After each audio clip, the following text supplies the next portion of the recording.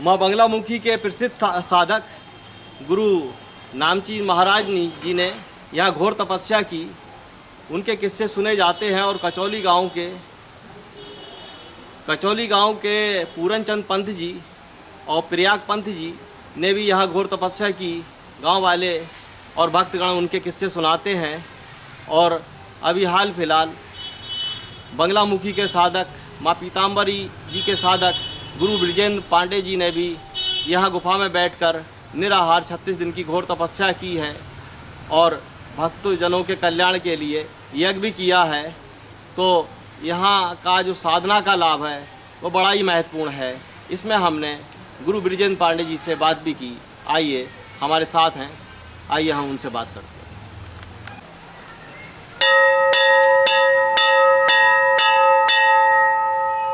गुरु जी बताइए, भद्रकाली मंदिर में जो आपने तपस्या की है, योग साधना की है, उसका क्या महत्व है?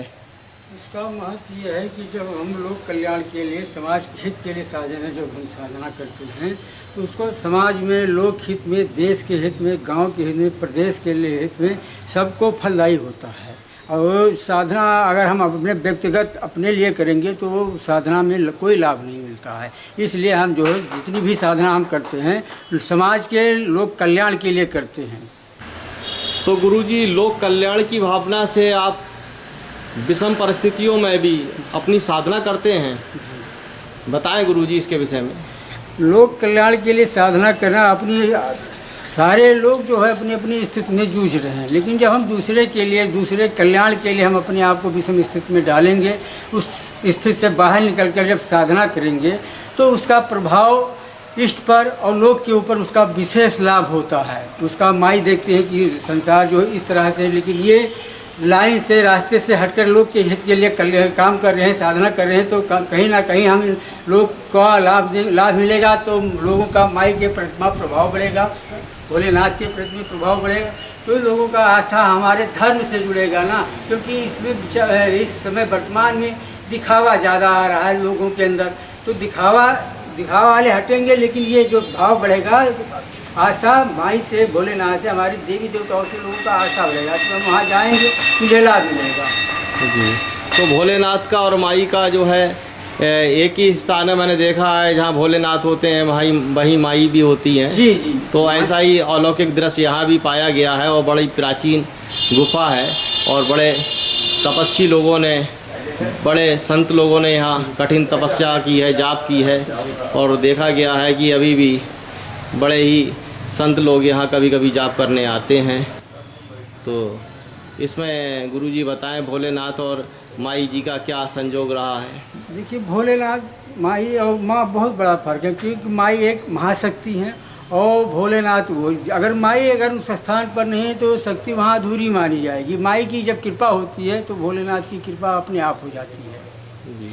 जैसे आज के युग में पिताजी अगर नाराज़ हैं और माँ खुश है तो बच्चे के ऊपर कोई प्रभाव नहीं पड़ता है। उसी तरह से अगर माँ हमारे ऊपर खुश है तो भोलेनाथ को मनाना माई की वो है। हम माई मना लेंगी उसको, हमारे ऊपर माँ की भी कृपा आएगी और भोलेनाथ की भी कृपा आएगी। जी। अच्छा, ये भद्रकाली माँ जो है, इनका ही रूप माना गया है माई पीताम्बरी देवी का, तो इसमें क्या मतलब आपका कथन है?